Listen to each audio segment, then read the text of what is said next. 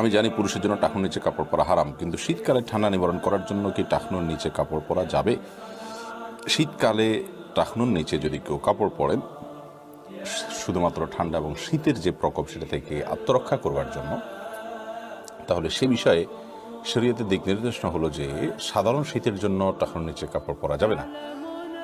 কারণ টাকনুর নিচে কাপড় পরা পুরুষদের জন্য, অর্থাৎ উপর থেকে যেই কাপড়গুলো সাধারণত টাকনুর উপরে থাকে বা উপরে রাখার মতো, সেগুলোকে টাকনুর নিচে নেওয়া, উপর থেকে যেতে যেতে টাকনুর নিচ পর্যন্ত যাওয়া, এটা জায়েজ নয়।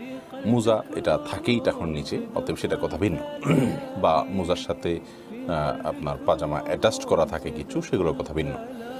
তো যাই হোক, সাধারণত লুঙ্গি, চাদর, জামা, প্যান্ট, তারপরে ট্রাউজার, এই জাতীয় যেগুলো আছে সেগুলো টাকনুর নিচে পড়লে সেটা গুনাহ হবে। যেহেতু হারাম হবে, তো হারাম কোনো কাজ এটা শুধুমাত্র একটু শীতের কষ্ট হচ্ছে এই ঠুনকা অজুহাতের ভিত্তিতে করা যাবে না।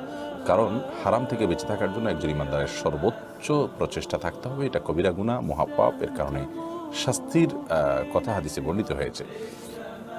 আর যদি এমন হয়, আল্লাহ না করুন, যে আপনি এমন কোনো জায়গায় আছেন এত বেশি ঠান্ডা যে আপনি টাকনুর নিচে মোজা বা এই জাতীয় কোনো কিছু নেই, আপনি উপর থেকে যে পোশাক পরছেন সেটা যদি টাকনুর নিচে সহ পুরো পায়ের পাতাকে না ঢাকেন সেটা দিয়ে, তাহলে আপনার পা জমে যাবে, অনেক বেশি আপনি বিপদে পড়বেন। এরকম যদি হয় তাহলে সেক্ষেত্রে আয-যরুরাতু তুবিহুল মাহযুরাত,